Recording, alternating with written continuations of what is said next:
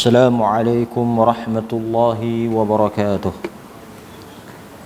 Bismillah walhamdulillah wassalatu wassalamu ala rasulillah wa ala alihi wa sahbihi wa man walah, amma ba'd. Hadirin mukminin, tuan-tuan muslimin muslimat yang dikasihi dan dirahmati oleh Allah Subhanahu wa taala, pertama dan selama-lamanya kita memanjatkan rasa syukur kepada Allah Subhanahu wa taala kerana dengan izinnya kita dapat pada malam ini menyambung semula pengajian kita. Mudah-mudahan Allah memberikan ilmu yang bermanfaat dan memberikan amalan dan menerima segala amal kebaikan yang kita lakukan. Hadirin mukminin, tuan-tuan muslimin dan muslimat, di dalam kuliah yang lepas kita telah membincangkan berhubung dengan tawassul, iaitu suatu bab yang diharuskan oleh syarak untuk kita gunakan sebagai perantara perkara yang menguatkan dan menambah supaya doa atau permintaan serta permohonan yang kita panjatkan kepada Allah diterima oleh Allah Subhanahu wa taala. Dalam kuliah itu kita telah memberikan contoh-contoh tawassul yang dibenarkan. Tawassul dengan menyebut dan menyeru nama-nama Allah dan sifat-sifatnya yang maha sempurna. Walillahil asmaul husna fad'uuhu biha, dan bagi Allah itu nama-nama yang baik, sifat-sifat yang sempurna, maka berdoalah kepada Allah dengan kamu menyebut nama-namanya. Kemudian dalam tawassul juga kita nyatakan dibenarkan oleh Allah dan Rasulnya untuk kita bertawassul menggunakan perantara, iaitu amal salih yang kita lakukan, kebaikan, ketaatan, amalan yang kita buat ikhlas semata-mata kerana Allah yang luar biasa. Pengorbanan yang kita lakukan itu kita ungkit, kita sebut, kita ulang, kita nyatakan kepada Nabi, kepada Allah. Nabi SAW menyatakan itu akan menambah dan menguatkan doa kita supaya diterima oleh Allah.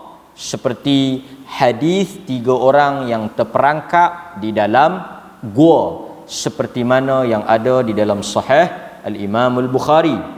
Kemudian kita juga telah sebut tentang tawassul dengan perantara, menggunakan doa orang-orang saleh yang masih hidup, bagaimana para sahabat radhiyallahu anhum ajma'in apabila mereka hidup bersama-sama dengan Nabi, mereka mengajukan, mereka meminta pertolongan Nabi untuk berdoa kepada Allah bagi hajat dan juga permintaan mereka.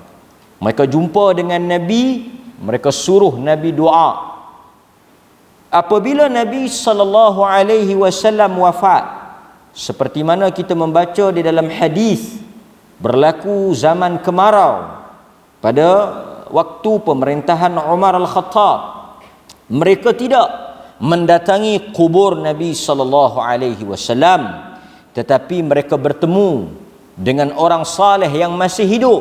Disebut mereka berjumpa dengan Al-Abbas, bapa saudara Nabi sallallahu alaihi wasallam.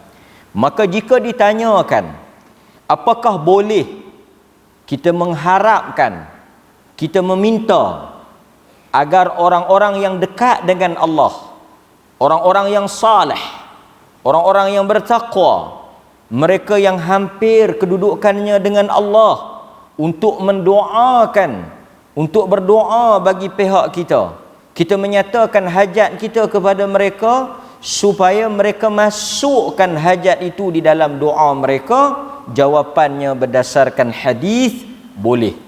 Bahkan Nabi SAW juga menyarankan para sahabat untuk mencari Uwais Al-Qarni daripada Yaman supaya dia mendoakan mereka.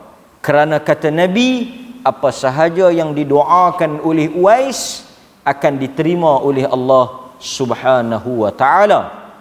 Jadi itu di dalam bab apa yang kita sebut sebagai tawassul. Jadi malam ini masih lagi di dalam perkara yang berhubung dengan permintaan ataupun doa, cuma agak berbeza sedikit, tetapi disebut oleh Ibn Qayyim untuk sama-sama kita halusi bab yang dinamakan sebagai babus syafa'ah, atau kita sebut dengan syafaat. Syafaat, orang Melayu sebut syafaat, minta syafaat ataupun syafa'ah. Maksud syafa'ah adalah pertolongan, minta pertolongan, minta bantuan.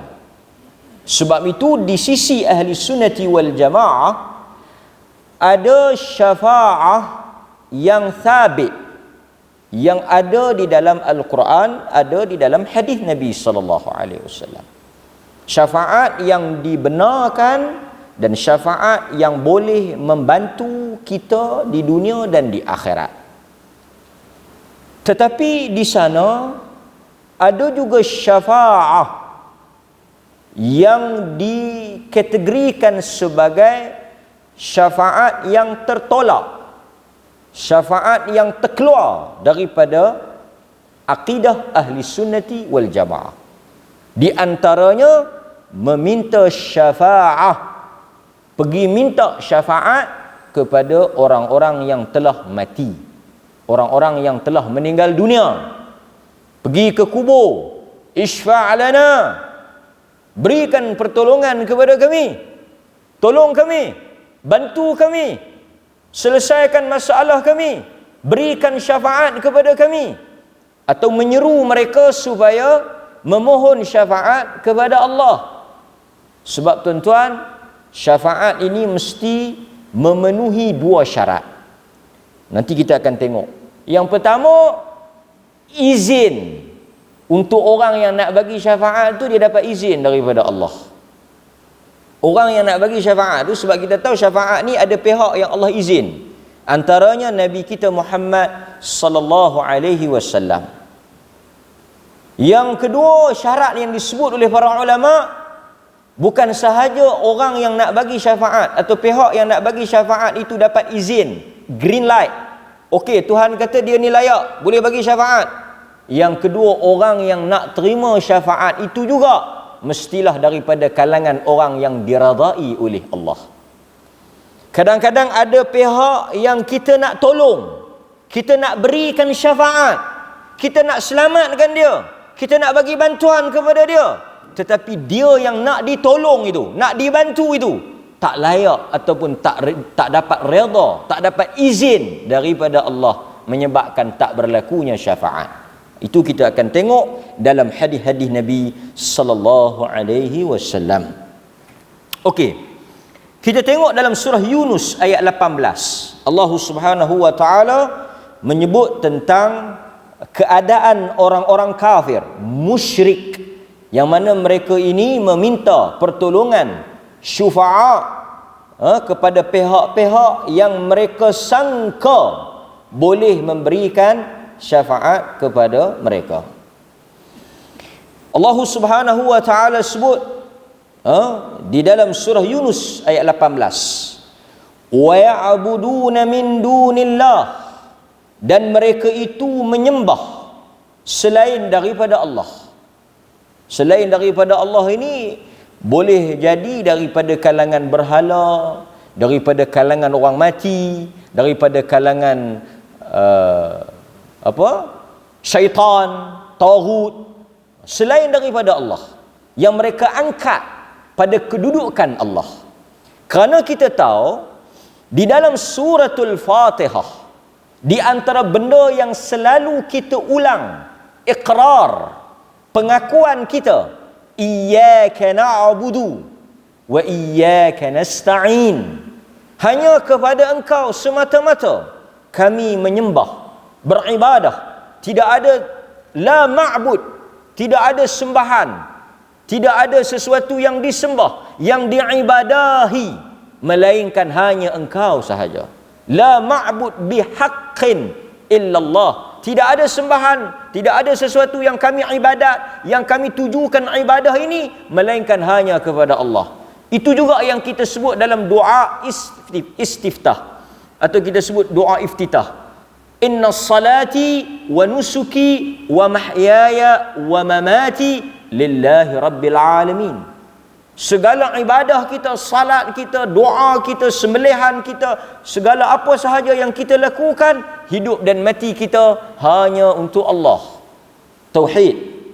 Kemudian tuan-tuan, kita tegaskan pada perkara yang kedua, wa iyyaka nasta'in, hanya kepada Allah semata-mata kita memohon pertolongan. Sebab itu ada bab dia panggil al-isti'anah, iaitu memohon pertolongan. Kita hanya boleh minta kepada Allah. Ad-du'a huwal ibadah. Doa itu ibadat. Maksudnya bila kita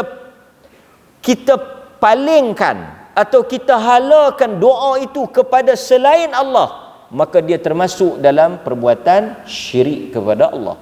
Sebab itu kata para ulama, di antara syirik yang paling berat dan paling besar, syirkud da'wah, syirik dalam doa.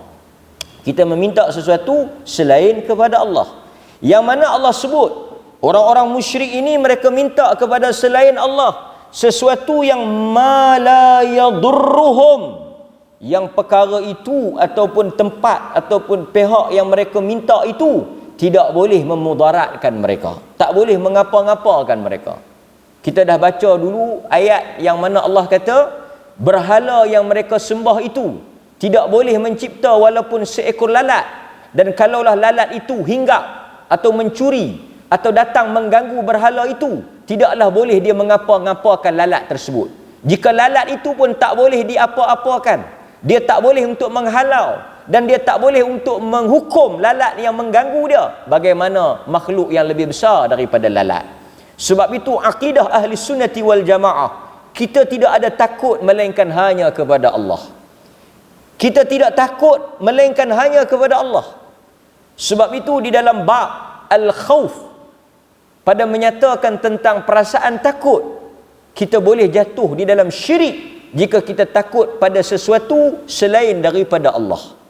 Kerana hakikatnya di dalam hadis yang diriwayatkan oleh al-Imam Tirmizi, tidak ada mana-mana pihak atau tidak ada mana-mana kuasa atau tidak ada mana-mana perkara yang boleh memberikan mudarat kepada kita.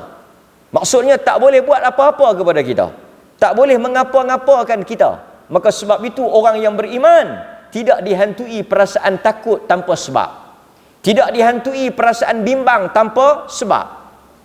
Dia tidak takut pada makhluk-makhluk yang mengarut, dia tak takut pada hantu, dia tak takut kepada syaitan, dia tak takut kepada manusia, kerana dia tahu bahawa kesemua makhluk ini tidak boleh memberikan apa-apa mudarat dan tidak boleh menyentuh dirinya, melainkan kesemuanya dengan izin Allah. Wa'lam law anna hadhihi al-ummah law ijtama'at an yadurruka bi syai' lam yadurruka illa qad kataba Allahu 'alaik, atau kama qala an-nabi. Ketahuilah wahai engkau, Nabi kata kepada Ibnu Abbas, ketahuilah wahai budak, sesungguhnya jika semua manusia, semua makhluk yang berada di atas muka bumi ini berpakat melakukan sesuatu untuk memberikan mudarat, nak buat something yang tak elok pada kita, untuk buat satu benda yang menyebabkan kita susah, kena sakit ke, apa ke, yang kita tak suka lah, mudarat, benda tak elok, mereka berpakat, bertolong-tolongan, bekerjasama nak buat sesuatu yang tak elok. Nabi kata apa? Lam yadurruk, benda itu tidak akan memberikan kesan kepada engkau. Sebab itu orang beriman, dia senantiasa meletakkan Tuhan di atas segala-galanya. Apa sahaja ugutan, ancaman, tekanan ataupun perkara yang orang buat kepada dia, dia senantiasa yakin jika Tuhan tidak izin, benda itu tidak akan berlaku. maka dia tidak akan mendahulukan manusia daripada Allah. Kalau Allah nak bagi, Allah akan bagi. Kalau Allah tak nak bagi, siapa pun nak bagi tak akan dapat. Sebab itu jika kita yakin, jika orang mengugut kita, jika orang memberikan ancaman kepada kita, atau orang memberikan sesuatu perkara tekanan kepada kita untuk kita langgar Allah demi untuk kita selamat, kita jangan gadai akidah kita untuk perkara yang tidak boleh memberikan apa-apa mudarat. Ini akidah. Sebab itu dalam Islam, apa sahaja yang sesuai dengan Allah dan Rasul, kita akan buat dan kita akan pertahankan. Apa sahaja yang orang ancam, atau apa sahaja yang orang ugut, atau apa sahaja yang orang nak bagi tekanan, kesemuanya itu la yanfa' wa la yadhar, tidaklah memberikan manfaat dan tidaklah memberikan mudarat, melainkan dengan izin Allah. Maka orang beriman hatinya sentiasa cekal, tekad, kuat, berani, teguh, dan dia tahu yang bagi rezeki ni Allah, bukan manusia. Ini gempak sikit takut, kan?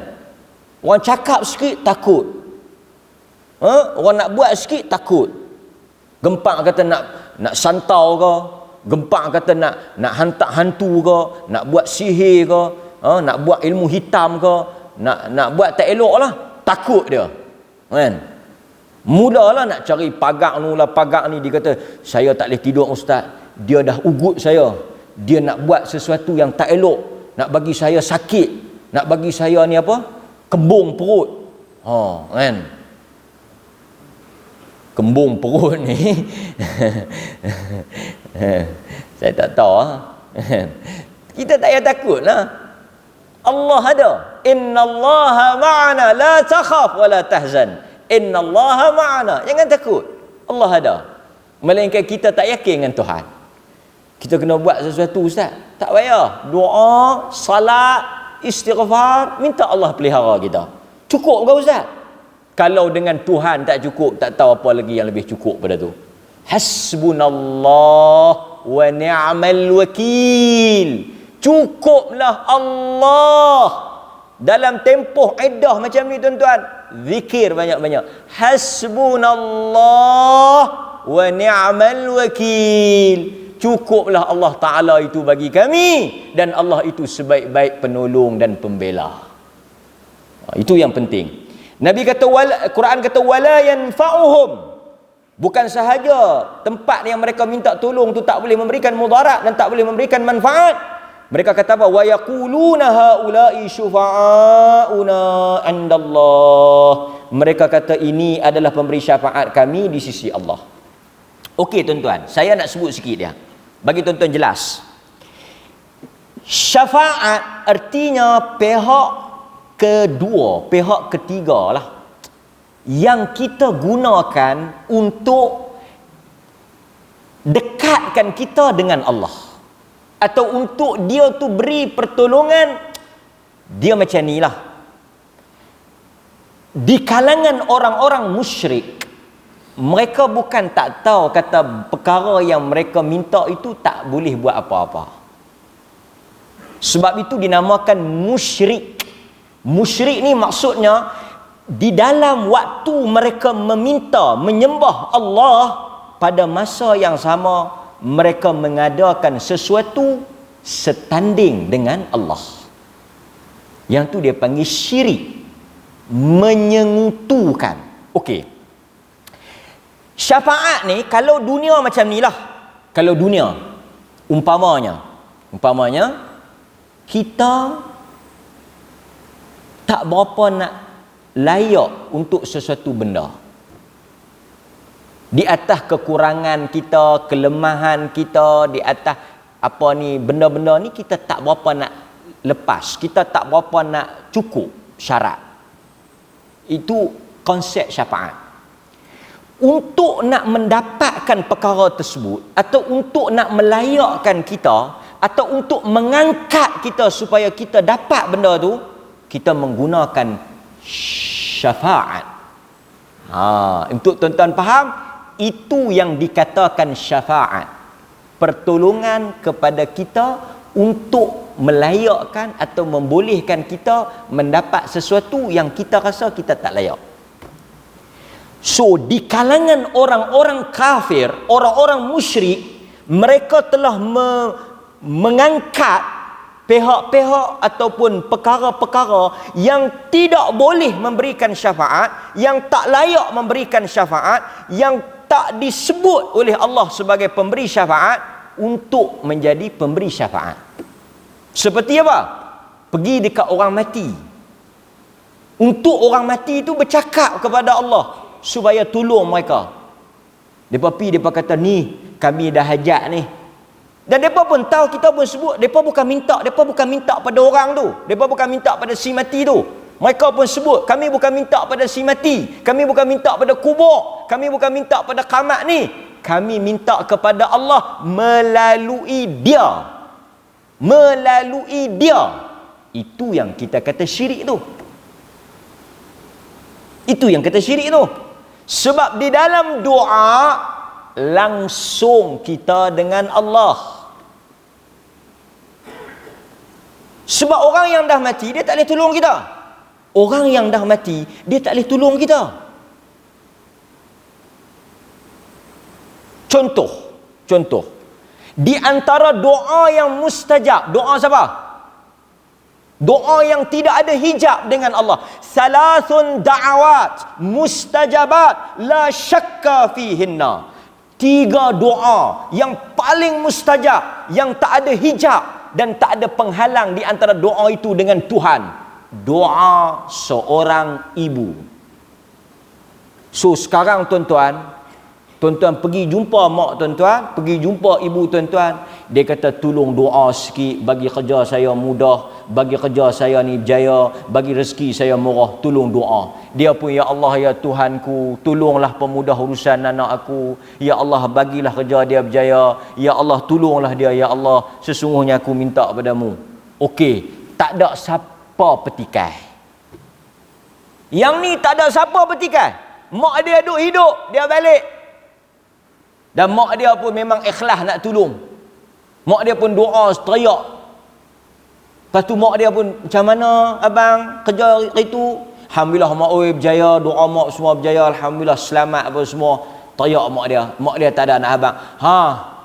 Nak main bank ke bank Islam? Tak ada. Tak ada mak yang power main bank Islam ke main bank ikhlas. Sekarang mak dia dah mati. Mak dia dah mati. Dia pergi kubur mak dia. Dia kata, mak, tolonglah doa cik. Cik nak masuk projek pula. Yang ada mak tiri. Boleh tuan-tuan? Boleh tak boleh? Tak boleh. Sebab mak dia dah mati. Dah putus. Mak dia tak boleh bantu dia. Sebab itu Quran kata, orang-orang yang dah mati, mereka tidak boleh mendengar. Mereka tak boleh bantu. In tad'uuhum la yasma'u du'aakum. Quran kata, in tad'uuhum, jika engkau seru mereka, la yasma'u du'aakum, mereka tak dengar. Walau sami'u, kalaupun mereka dengar, Quran kata, kalaupun mereka dengar, mastajabu lakum, mereka tak boleh tolong kau. Maka kita kena beza. Sebab itu yang duk ada dalam drama Melayu apa semua tu, itu mengarut, pergi duk teriak, pergi duk menangis, pergi duk merayu, pergi duk merintih, tolonglah mak saya, tolonglah saya, tolonglah saya. Tak boleh, dah mati. Dia harapkan doa kita. Dia harapkan bantuan kita. Dia harapkan apa? Pahala kita. Adapun dia dengan kita dah tak boleh buat apa. Demikian akidah ahli sunnah. Sebab itu bila kita doa dengan Allah. Di kalangan para sahabat, tali kasut putih pun mereka doa kat Tuhan. Ya Allah, tali kasut aku putih, gantilah yang baru. Nampak tuan-tuan? Sekecil-kecil urusan, doa terus dengan Allah. Harap terus dengan Allah. Minta terus dengan Allah. Pasal itu Nabi kata dekat Ibn Abbas. Nabi kata apa dekat Ibn Abbas? Nabi kata dekat Ibnu Abbas, wa idista'anta fasta'in billah wa idza sa'alta fas'alillah. Kalau kau nak minta sesuatu kepada Allah, wa idista'anta fasta'in billah, kau minta dengan Allah. Kau minta dengan Allah, bukan kau minta dengan makhluk.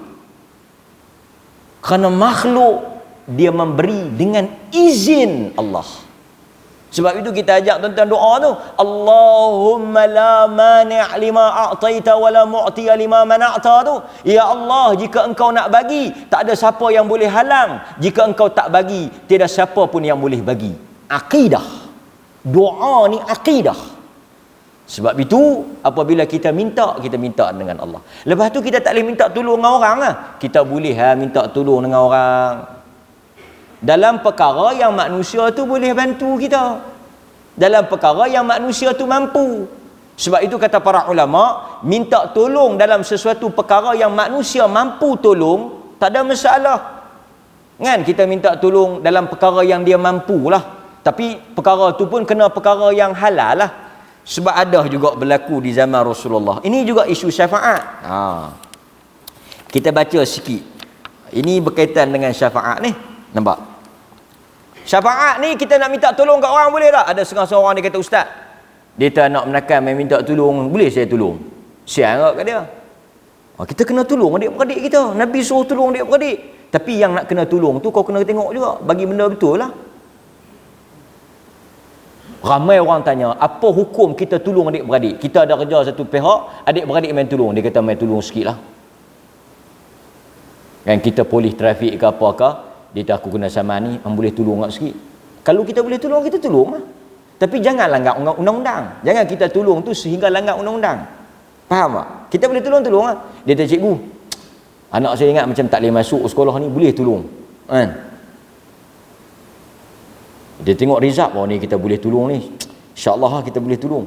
Tapi dia tak langgar hak orang. Pertama, dia tak ambil hak orang. Dia kata, saya 3-4 kali dah duk mohon haji ni tak dapat-dapat, boleh tolong saya bagi dapat tahun ni? Tengok saya boleh tengok lah, kita boleh bagi perhatian lah kan. Ingatlah tu, hang menikah tu pun nak menakan aku tu. Jangan lupa pula kan, nanti balik raya ni aku tak layan lah. Kan? Boleh tak? Ramai orang tanya, boleh tak kita tolong orang macam ni, bagi syafaat macam ni? Lemah perut dah ustaz, berbelah bagi lah duk mengaji ni, asal macam tak boleh. Boleh tak tolong jawab ustaz? Saya ni kira nak tolong, tapi kalau ustaz kata tak boleh, saya nak abang tak boleh. Kita tengok satu hadis. Lepas ni tuan-tuan timbang tengok nak tolong ke tak?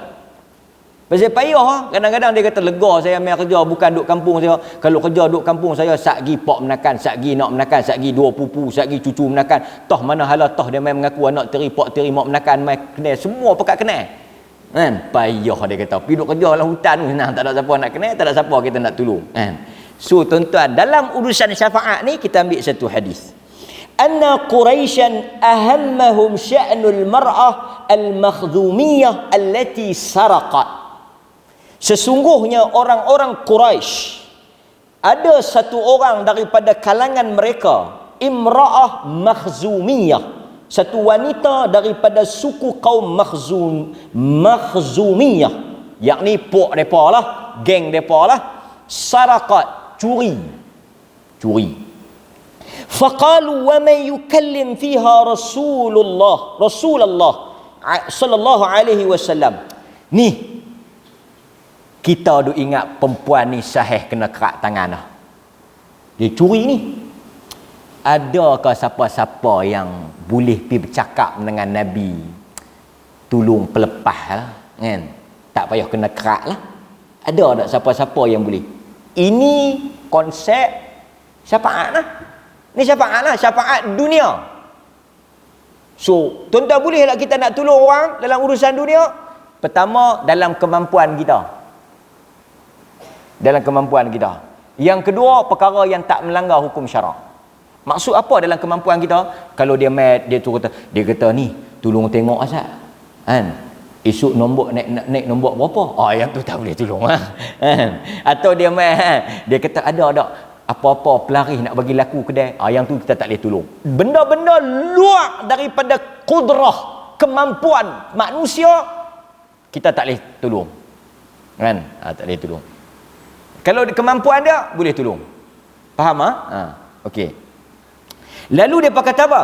Wa man yajtari'u alaihi illa Usamah bin Zaid hibbur Rasulillah sallallahu alaihi wasallam. Dia kata kita try suruh Usamah bin Zaid hibbu Rasulillah. Dia ni orang yang Nabi kasih, orang yang Nabi cinta. Usamah bin Zaid, Nabi sayang sangat dekat dia. Mungkin kalau dia bercakap bagi pihak kita, Nabi bagi syafaat lah kot. Syafaat tu maksudnya Nabi akan tolong daripada kena kerak, tak kena kerak. Dia guna orang tengah. Kalau mereka nak pergi bercakap terus dengan Nabi, boleh. Tapi mereka dengan Nabi tak ada hubungan, tak ada connection, tak berapa nak rapat. Mungkin Nabi tak layan. Lah kita cari orang yang bila dia cakap, Nabi jadi serba salah, Nabi jadi sayang, Nabi ikut, Nabi cakap. Itu maksud syafaat. Guna orang yang dekat dengan Nabi. Macam tu juga orang kafir ni, dia guna benda yang dia rasa dekat dengan Allah, tapi benda tu tak betul. Konsep kena ingat lah, konsep bagi faham. Hadis ni ajak konsep syafaat. Guna orang yang dekat dengan orang yang kita nak minta tu. Kita bukan minta kat Usamah, kita nak minta dekat Nabi. Suruh pekorang tak payah kerak tangan, tapi tak minta terus dekat Nabi, kita minta kat Usamah. Yang ni dia panggil konsep syafaat. Okey. Fakallamahu Usamah.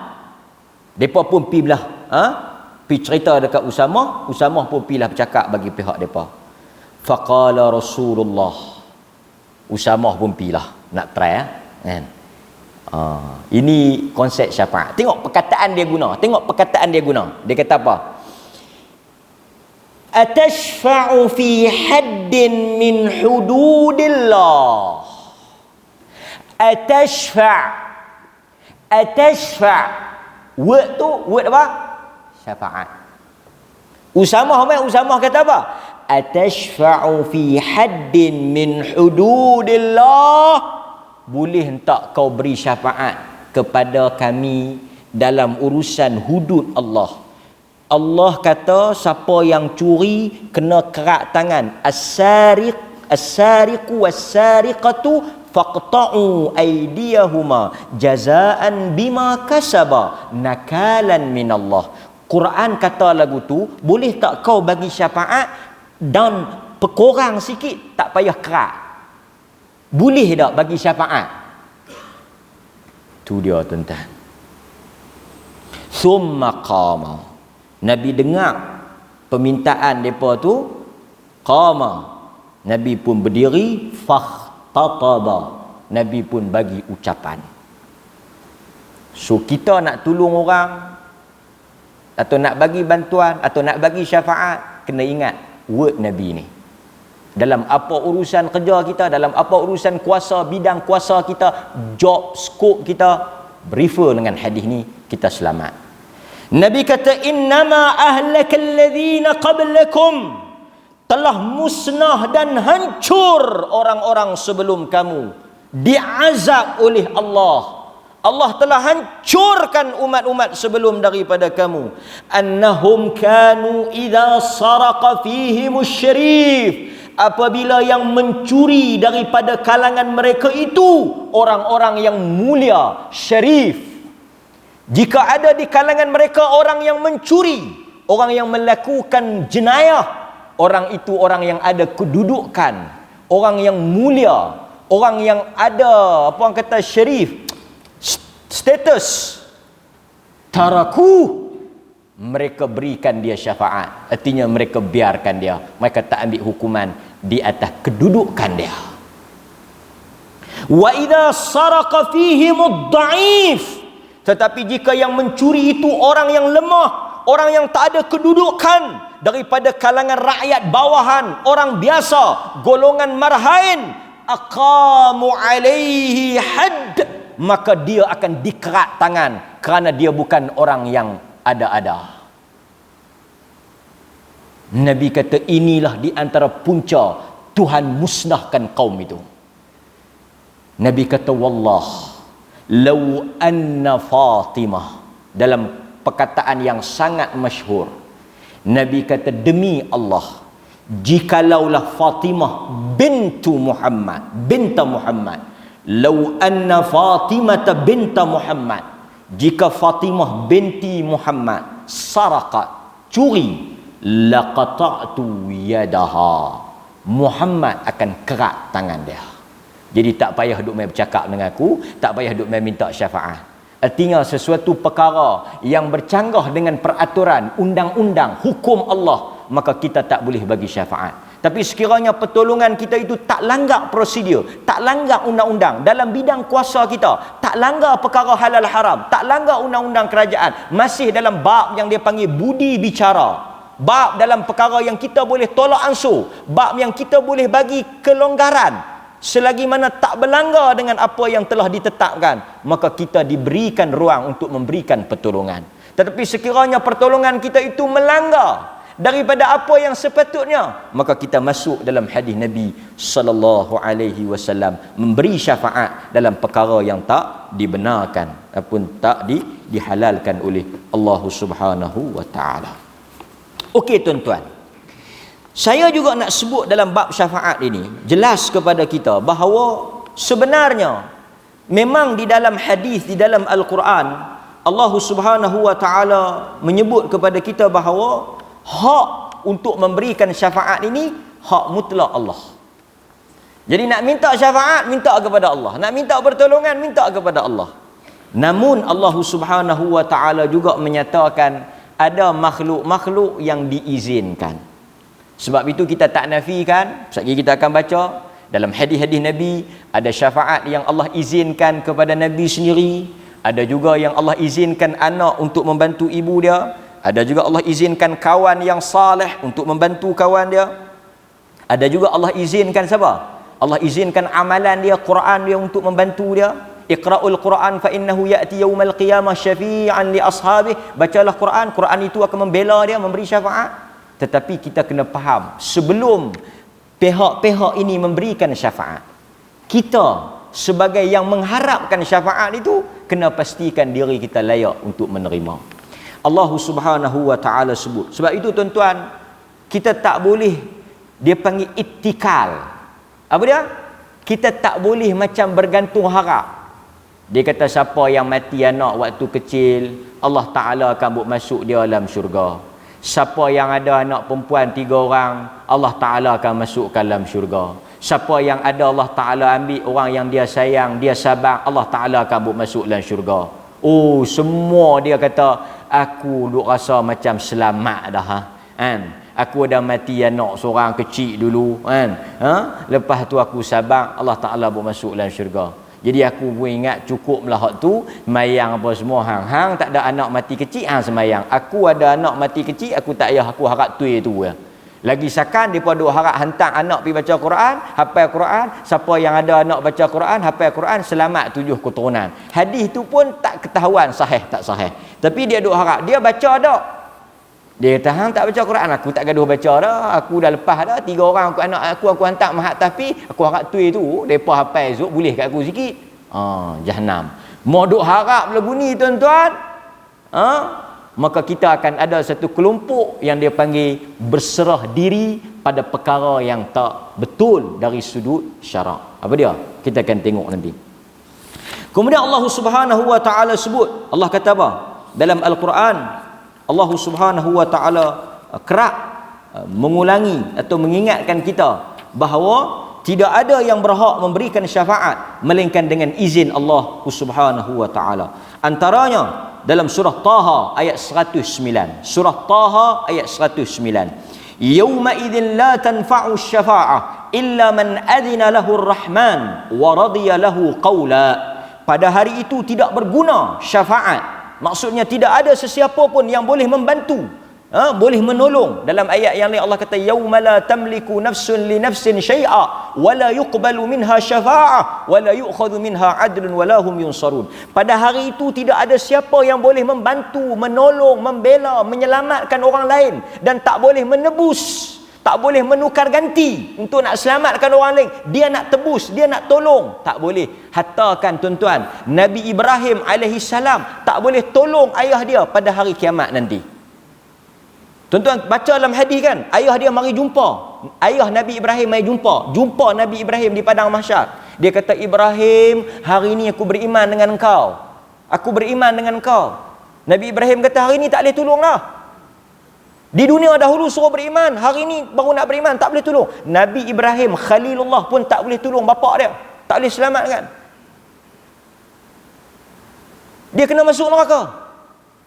Cuma Nabi Ibrahim kata dekat Allah, kau dah janji kepada aku tak akan malukan aku. Kalau kau masukkan ayah aku dalam rupa bentuk dia ke dalam neraka, semua orang kenal ni ayah Ibrahim, malulah aku. Allah tukar muka ayah dia menjadi seekor binatang. Kemudian barulah Allah tauk dalam neraka untuk menyelamatkan maruah Nabi Ibrahim. Poin dia, Nabi Ibrahim tak boleh tolong defend pak dia. So kita tuan-tuan, hakikat asalnya berdiri di atas kaki sendiri. Namun walau bagaimanapun kita tak nafikan sebahagian daripada kita akan mendapat pertolongan di hari akhirat esok. Itu pun dengan apa? Izin dan redha Allah. Yang kedua, selalu kita baca dalam ayatul kursi, suratul Baqarah 255, man dalladhi yashfa'u 'indahu illa biiznih. Tidak ada yang dapat memberikan syafaat di sisi Allah melainkan dengan izin Allah. So very clear. Semua syafaat ni mesti dengan izin dan pertolongan Allah Subhanahu wa taala. Okey tuan-tuan. So kita tengok sikit. Azan dah? 2 minit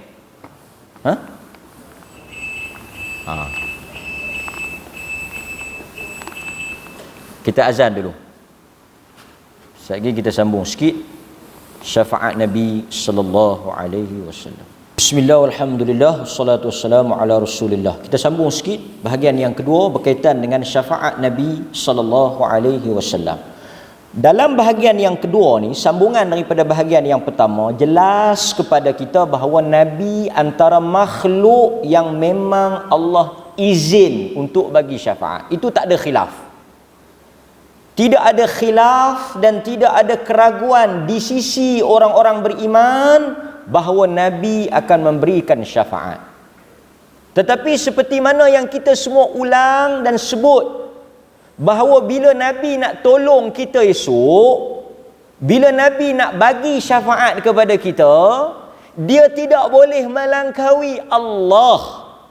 Maknanya apa? Orang yang Nabi nak tolong itu mestilah dia mendapat izin untuk ditolong. Antaranya siapa? Syarat yang pertama, orang yang nak ditolong dan mendapatkan pertolongan daripada Nabi, orang yang mentauhidkan Allah. Maksudnya orang yang syirik tak layak untuk mendapat syafaat Nabi sallallahu alaihi wasallam. Itu syarat yang paling besar, dia kena tauhid. Sebab itu bapa saudara dia yang selalu kita baca, dia tak boleh tolong. Sebagaimana dalam hadis, orang pergi tanya Nabi. Kita ulang baca balik sebab kita memang selalu baca hadis ni, pengajaran untuk kita. Al-Abbas bin Abdul Muttalib, bapa saudara dia, tapi masuk Islam. Al-Abbas ni ayah Abdullah ibnu Abbas. Dia mari dekat Nabi, dia kata, hal nafa'ta Aba Talib bi syai' fa innahu kana yahutuka wa yaghdabu laka. Qala na'am huwa fi dahdahin minan nar walaula ana lakana fi darki asfali minan nar. Nampak? Nabi SAW ditanya oleh Al-Abbas bin Abdul Muttalib. Dia kata, hal nafa'ta Aba Talib bi syai', tidakkah boleh engkau memberikan syafaat? Tidakkah engkau boleh membantu Abu Talib walaupun sedikit? Bukankah ketika dia hidup, dia yang membela dan melindungi engkau? Bahkan marah, maksudnya dia marah untuk mempertahankan engkau, dia dimarahi juga untuk mempertahankan engkau. Boleh tak kau tolong dia? Tuan-tuan, di dunia lagi Nabi dah ditegur oleh Allah. Dunia lagi bila Abu Talib mati, cuba nak doa dekat Abu Talib, Nabi tegur, tidaklah boleh orang-orang yang beriman itu memohon keampunan bagi mereka yang mati dalam keadaan mengkufuri Allah. Allah tegur Nabi. Tu menunjukkan Quran ni bukan Nabi yang tulis. Quran ni memang daripada Allah. Sebab benda yang Nabi buat itu Quran tegur bapa saudara dia. Sebab itu tuan-tuan hadirin mukminin, perkara yang paling penting untuk kita dapat pertolongan Nabi, mentauhidkan Allah. Sebab itu Nabi kata, syafaati li akabir ummati. Aku akan tolong orang yang buat dosa daripada kalangan umat aku. Tetapi dengan syarat mereka tidak mensyirikkan Allah. Tapi boleh tak Nabi tolong Abu Talib ni? Nabi kata boleh. Nabi kata boleh. Boleh tolong. Tapi boleh tolong yang setakat mana? Allah hanya izin Nabi SAW tolong, iaitu dengan meringankan azab dia. Adapun untuk mengeluarkan dia, tak boleh. Selamatkan dia, tak boleh. Sat lagi kita akan tengok, sebentar lagi kita akan tengok bagaimana Nabi mengeluarkan orang yang telah masuk, yang dia sebut sebagai golongan apa? Jahanamiyun, golongan Jahannam. Pasal apa golongan Jahannam? Pasal dah masuk dah Jahannam lah. Tapi Nabi release, Nabi keluarkan. Tapi tuan-tuan janganlah, aku hok tu pun tak apa dah. Hok mana? Hok masuk dulu, lepas tu Nabi pergi tarik keluar. Jangan tuan-tuan. Sebab dalam senarai pertolongan yang Nabi tolong ni banyak.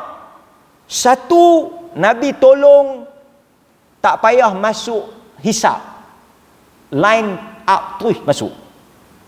Seperti Ukasyah. Nabi kata 70,000 umat aku akan masuk ke dalam syurga tanpa hisab. Ukasyah bangkit, doa saya Rasulullah, seorang daripada tu, engkau masuk. Maksudnya ada umat Nabi yang Nabi tolong masuk tanpa hisab. Ada umat Nabi yang tak layak masuk syurga, Nabi tolong untuk dia masuk. Ada yang duk tunggu nak masuk dalam hadis. Duk tunggu nak masuk. Nak masuk mana? Nak masuk neraka. Duk beratuk nak masuk. Salim, salim. Nabi tolonglah. Cakap dengan Allah Ta'ala, selamatkan kami. Selamatkan kami. Nabi bercakap dengan Allah, tarik mereka. Cancel. Tak jadi masuk. Duk tunggu turn nak masuk, mereka minta syafaat Nabi, suruh tak layak masuk syurga. Tunggu nak masuk neraka, tapi Nabi tolong dengan syafaat dia masuk. Ada yang dah masuk, Nabi pergi ambil keluar awal. Tapi ada juga yang Nabi memang tak boleh buat apa, setakat ringankan azab. Seperti mana kata Nabi pada Abu Talib, huwa fi dahdah, dia di dalam keadaan apa? Azab yang paling ringan lah. Dan selalu kita baca hadis tu, dia pakai kasut, otak dia gelegak. Walaula ana, kalaulah bukan kerana syafaat aku, kalaulah bukan kerana aku tolong dia, bukan kalau walaula ana, kalaulah bukan kerana aku, walaula ana, kalaulah bukan kerana aku, lakana fid darakil asfali minan nar, nescaya dia akan berada pada neraka yang paling bawah. Tapi oleh kerana ada jasa dia pada aku, dan aku minta takat itu saja yang Allah izin. Demikian juga tuan-tuan orang lain, apabila orang lain nak tolong dia, anak-anak dia bila masuk dalam syurga, nak tolong mak ayah dia, sahabat-sahabat dalam hadis bila dia masuk, teman yang beriman, pasal itu Nabi kata duduklah dengan orang saleh, berkawanlah dengan orang yang bertakwa, kerana pada hari akhirat esok teman yang bertakwa itu akan memberikan syafaat. Kawan yang dia kawan kerana Tuhan, yang ijtama'a alaih wa tafarraqa alaih, yang dia duduk kerana Allah dan dia berpisah kerana Allah, yang dia doakan kita, bila dia masuk dalam syurga dia tak lupa kat kita. Mula ahli keluarga bila masuk dalam syurga dia cari. Sebab itu kita nak keluarga kita beriman, kita nak keluarga kita masuk syurga. Isteri kita, anak-anak kita, bila dia masuk dia teringat kita. La ambil tahu lah duk mana anak-anak kita maghrib, duk tang mana anak-anak kita, tah duk menyanyi karaoke ke, tah duk main sepak takraw ke, tah duk sembang muhung ke. Maghrib mai lah, tak boleh tarik pergi masjid. Kalau kita tak boleh tarik main masjid, macam mana nak tarik pergi syurga? Kalau anak-anak kita tak boleh tarik main masjid, jangan harap kita nak boleh tarik pergi syurga. Kalau anak-anak kita tak jumpa di masjid, kita tak jumpa anak-anak kita di masjid, adakah harapan nak jumpa di syurga? Soalan saya mudah ya. Kalau anak-anak kita tak jumpa di masjid, ada tak besar kemungkinan kita nak jumpa dia di syurga? Ini kita tuan-tuan, tak ada nikmat yang paling besar seorang ibu atau ayah bila dia bagi salam di masjid, Assalamualaikum, dia beralih tengok anak sulung dia, Allahu Akbar, dia kata. Tak ada nikmat yang paling besar. Dan satu orang bapa takkan boleh cerita bagaimana perasaan dia bila dia salat, dia beralih, dia tengok anak dia. Anak inilah yang akan tarik tangan dia esok dalam syurga. Tapi kalau dia beralih, dia tengok anak orang, dia tengok belakang pun anak orang, dia tengok kat nu anak orang, takkanlah dia nak jumpa anak dia dalam syurga. Ini bukan benda kecil. Sebab kita, hubungan kita bukan setakat dunia. Hubungan kita dengan keluarga kita ni bukan setakat keseronokan dunia, bukan setakat nikmat dunia, bukan setakat kita nak bahagia di dunia, bukan setakat kita nak berkumpul di dunia. Matlamat kita untuk berimpun di akhirat. Sebab itu Nabi selalu sebut pada apa? Anak-anak dia yang meninggal dunia, kamu pergi mendahului kami. Perpisahan inilah perpisahan yang sementara. Esok kita akan bertemu di syurga. Inilah yang memujuk hati-hati orang beriman. Kita orang beriman ni tuan-tuan, bila anak kita mati, ayah kita mati, keluarga kita mati, Safiyah, kekasih kita mati, orang yang kita cinta mati, kita bersedih, Nabi menangis. Tetapi Nabi sentiasa pujuk hati dia, inilah permisahan yang sementara, kita akan bertemu jua di syurga nanti. Pasal itu tuan-tuan hadirin mukminin, syafaat anak-anak, syafaat mak ayah. Dia masuk, dia tanya Tuhan. Nabi cerita dia tanya Tuhan, ya Allah, di mana mak dia? Di mana anak dia? Nabi kita, kau pergi tengok dalam neraka. Syurga duduk atas, neraka duduk bawah. Dia pergi tengok neraka. Ada. Dan tuan-tuan, dalam hadis cerita apa? Dia memperkenalkan diri dia. Dia kata, takkah kau kenal aku? Dulu kita salat sama. Dalam hadis kata, dulu kita salat sama. Dulu kita puasa sama. Artinya mereka buat juga baik. Bolehkah kau bercakap kepada Allah untuk keluarkan kami? Dia berkenal, kenal. Cakap dengan Allah, dia kata. Dan Allah tak akan tolak permintaan ahli syurga. Sebab di akhirat esok kita hanya ada dua tempat kembali ya. Kita hanya ada dua kesudahan. Kita hanya ada dua penamat. Kita hanya ada dua pengakhiran.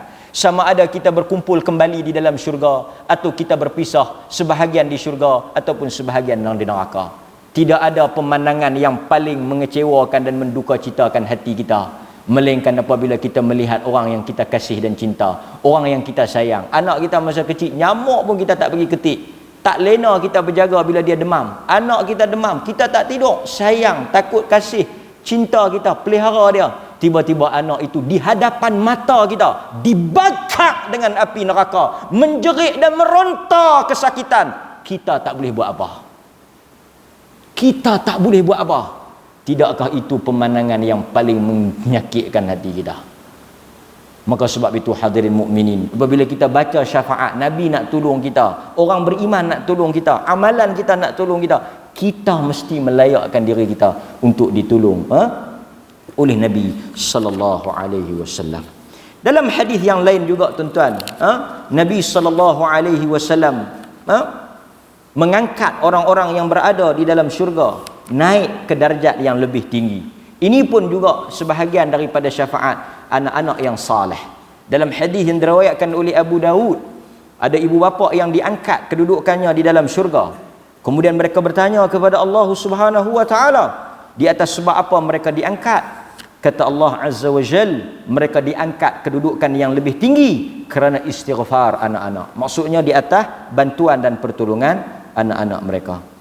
Di dalam surah Saba ayat 22 Allah kata apa? Allah Subhanahu wa taala sebut dalam surah Saba ayat 22, serulah mereka yang kamu anggap sebagai Tuhan. Ini antara perkara yang Allah Taala buat pada hari kiamat. Serulah mereka yang kamu anggap sebagai Tuhan selain Allah. Mereka tidak memiliki kekuasaan pun sebesar zarah di langit maupun di bumi. Panggil. Esok di hari akhirat Allah akan suruh kita panggil semua yang kita minta tolong, yang kita berlindung dan bergantung di dunia dahulu. Panggil geng-geng tu semua. Pemimpin kamu, pembela kamu, Tuhan kamu, guru kamu, apa yang kamu angkat, apa yang kamu taat, apa yang kamu sembah, apa yang kamu bergantung kepada mereka itu, panggil mai. Supaya apa? Supaya mereka pun tolong kamu. Tuan-tuan, lebih memeranjatkan kita, iblis sendiri berlepas diri daripada kita. Dalam Quran cerita, Iblis sendiri berlepas diri daripada kita.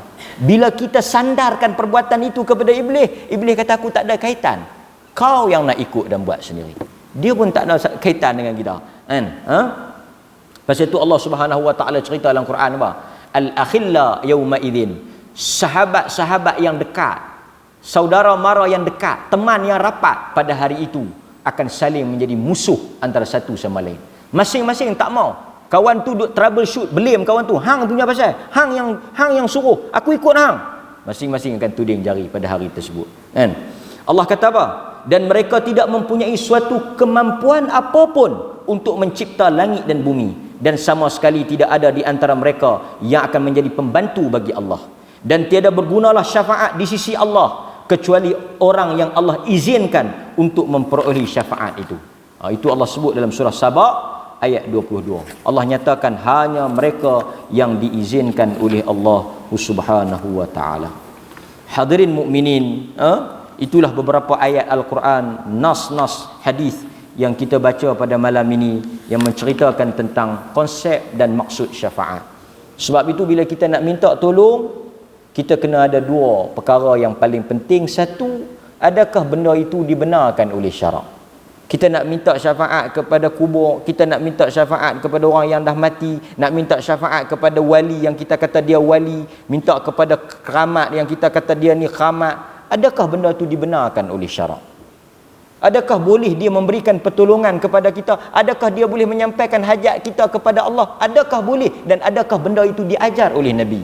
Yang kedua, kita kena tahu juga bila kita nak minta syafaat pada sesuatu, adakah di dalam kemampuan dan kekuasaan dia? Kita nak minta tolong pada Nabi, adakah Nabi boleh? Sebab itu sebelum Nabi wafat, Nabi kata apa pada keluarga dia? Nabi kata apa kepada anak isteri dia? Nabi kata apa pada keluarga dia? Masyhur. Selalu kita pesan kepada anak-anak kita. Nabi kata apa? Fatimah, Aisyah, Ummu Salamah. Nabi sebut semua ni. Anak bini dia semua Nabi sebut. Nabi kata apa? Nak minta sekarang. Nabi kata, dalam hadis Nabi kata nak minta sekarang. Ini Nabi, dia bercakap pada anak dia, pada isteri dia, pada mak saudara dia, pada kaum kerabat dia, ahlul bait dia. Nabi kata nak minta apa kepada aku, minta sekarang. Sebab sekarang aku masih hidup, aku boleh bagi pada kamu. Tapi bila aku dah meninggal, aku dah wafat, tidak ada perkara yang aku boleh tolong kamu. Masing-masing di atas amalan masing-masing.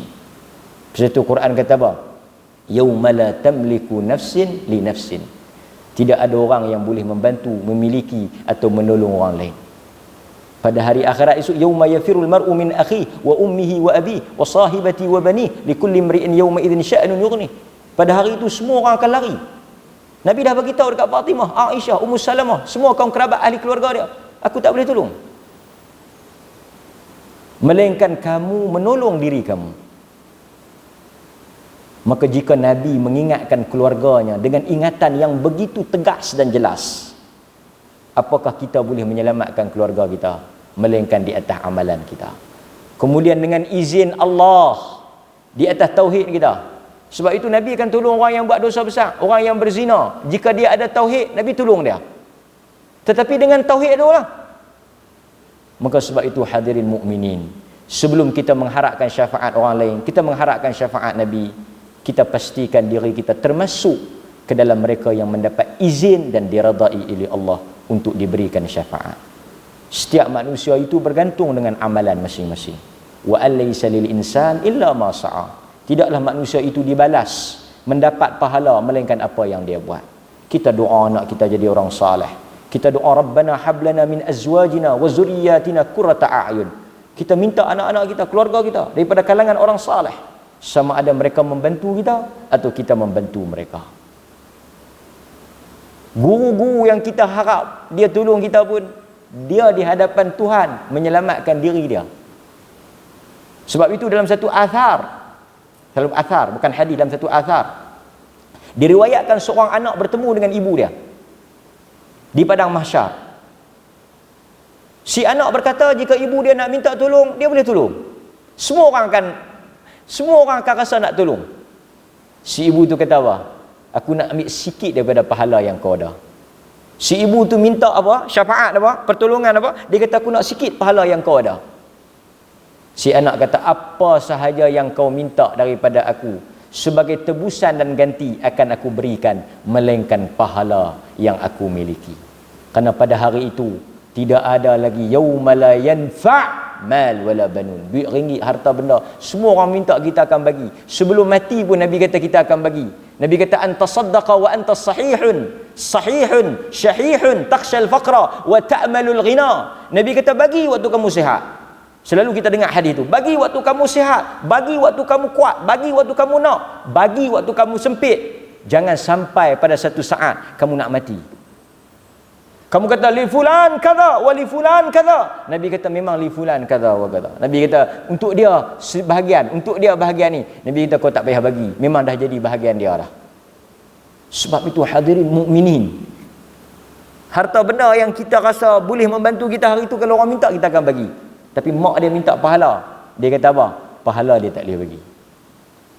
Sebab itu bila Aisyah tanya dalam hadis yang selalu kita baca kan, Aisyah tanya, pada hari manusia bangkit dalam keadaan telanjang, bogel, manusia duk kalut tak lagi urusan orang? Manusia duk tengok tak lagi orang lain? Manusia duk ambil tahu tak hal orang lain? Manusia duk cek cara tak? Tengok tak kawan tu tak pakai baju, kau ni mangkit leher panjang, kau ni mangkit apa semua, keadaan orang. Kita akan selalu kalut urusan orang, selalu tengok orang lain macam mana. Nabi kata apa lagi nak kalut urusan orang? Ar-rijal wan nisa yanzuru ba'duhum ila ba'd. Adakah lelaki dan perempuan akan saling tengok senging yanzuru ba'duhum ila ba'd, duk lawan tengok, duk ambil tahu. Nabi kata apa lagi orang nak kalut urusan orang lain? Orang dah tak ambil tahu dah urusan orang lain, tuan-tuan. Nabi kata orang dah tak tengok dah orang lain, sebelah dia pun dia tak tengok. Likulli mri'in yawma idzin ashad. Karena hari itu semua mata terbelalak, terbuka dan sedang melihat di hadapan Tuhan yang akan menentukan kesudahan mereka, sampai mereka tak tahu lagi apa dah jadi dengan orang sebelah. Hadirin mukminin, saya mengingatkan diri saya dan tuan-tuan, istiqamah. Ajak anak-anak kita tarik seperti mana kita harap mereka tarik tangan kita untuk masuk ke dalam syurga, tarik kita keluar daripada neraka. Kita tariklah mereka kepada agama dalam kesempatan yang kita ada. Mudah-mudahan Allah rahmat saya, keluarga saya dan tuan-tuan semua berada di atas ihdinas siratal mustaqim, jalan yang Tuhan redha. Bila Tuhan redha, bukan sahaja manusia akan tolong kita, Nabi, hatta Allah akan memberikan pertolongan kepada kita. Aqulu qawli hadza astaghfirullahal azim li wa lakum. Assalamualaikum warahmatullahi wabarakatuh.